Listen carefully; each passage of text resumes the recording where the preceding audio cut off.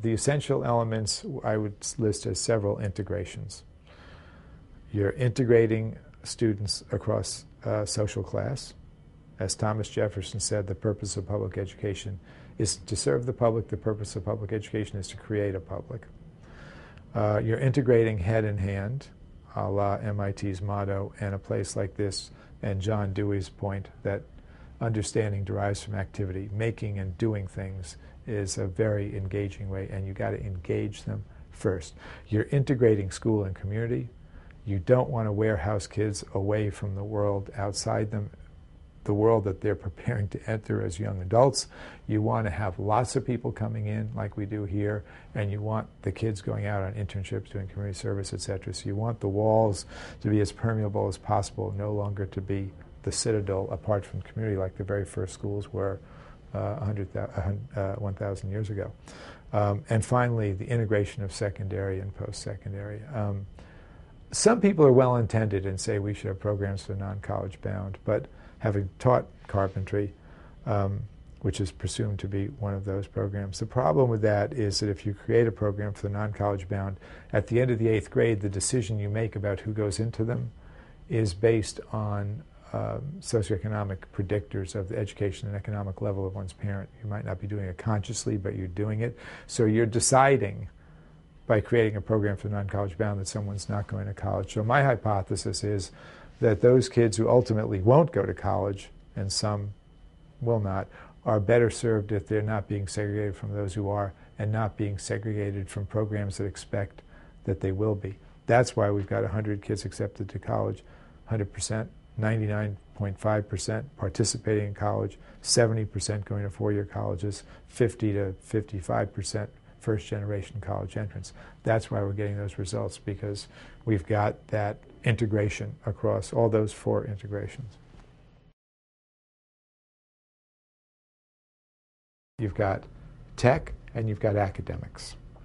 And you're taking the methodology of tech, which is group performed, team taught, experiential, applied, expeditionary, you're producing. And the content of academics, literacy, numeracy, humanitas, all the things that kids need to know, and you're trying to wed the pedagogy of tech, not the content, with the content of academics. That's really the purpose of sort of restructuring and getting schools like this. That's MIT. Head in hand is the motto of MIT.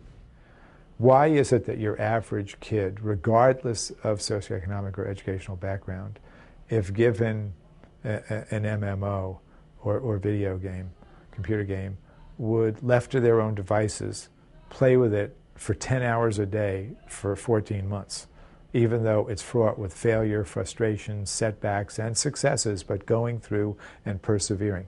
And some of us think, isn't there something that we can take from that pedagogically, if we were to change the nature of the transaction? And so there's a lot of opportunity there. So at High Tech High, from the beginning, we've said that you can't play video games unless you've made them here, and they can't be violent, and they have to be educational. So we've got some kids that, I want kids, again, producing, not consuming. I want kids making those things. So here we have fewer blocks of time, and we integrate art into physics and into biology by having kids publish books, by having kids create documentary films, instead of saying, well, every 45 minutes you're going to jump up and run around. So there's time to do things seriously.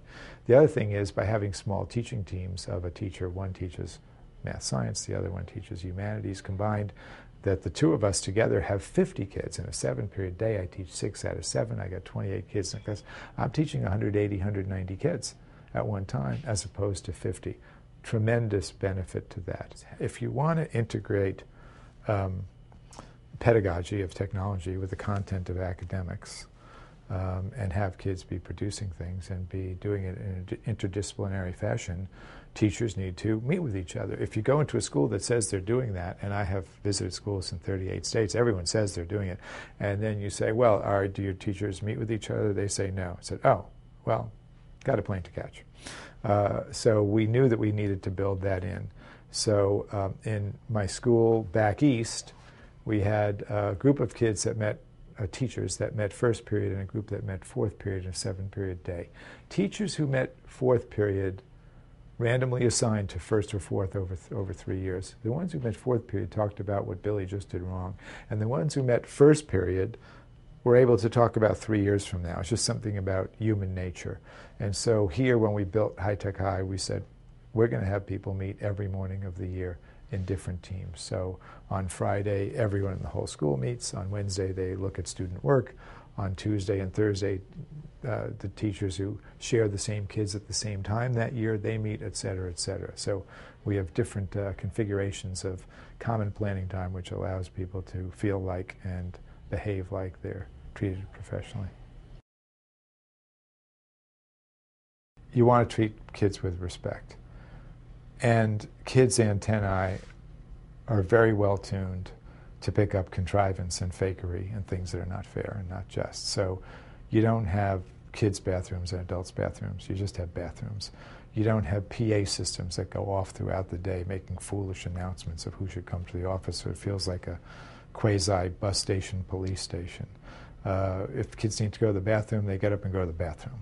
Just little things, a lot of little things that all add up. Because as Voltaire said, suspicion invites treachery. If you treat kids with respect, they'll be respectful. A lot of people say, well, they come here and say, well, we can't do this because we don't have the computers, or we can't do this because of this, or we can't do this because of that. And I think that actually you can. And we did this exercise yesterday, and I'll sort of a gift to whoever might be listening to this, called the Most Memorable Learning Experience exercise. It's simple. You're in a cafeteria, you've got 100 people from your community, teachers or whomever, and they're sitting in tables with 5 or 6 or 7 to a table, and you say to everybody, would you please spend 5 or 10 minutes writing down your 2 most memorable learning experiences from your high school years? They do that. And then you ask them, would you please all discuss at your table those memorable learning experiences and come up with the key characteristics that defined what was an important, significant, memorable learning experience for you all. And then you're going to get up at each table and share those and report back to us. And I'm going to be up with this chart here, and I'm going to write down what they were. I've done this in about 28 cities. I've done this with my colleagues many times. We did it yesterday with these architects. I could, several pages back on that flip chart, I've been tempted sometimes to write down, like a card trick person, what they were going to say, because I know what they're going to say. What they say is, it was a project, it involved community, it had fear of failure, it had recognition of success, it had a mentor, it had a public display of work, it had all of the things that that High Tech High is based on. It had all of the things that I'm talking about. So then you respectfully ask a group of teachers, really respectfully say, well, this was not externally imposed on you. The midwifery that we just did was about your own most memorable learning experiences. How does this comport with the way you teach? And if it doesn't comport with the way you teach, what can we then do to get you teaching the way that you yourself learned? Again, it wasn't imposed on you. This came from within you. That's a great place to start with communities. It's a great place to start with teachers. I think that what we're doing is really obvious.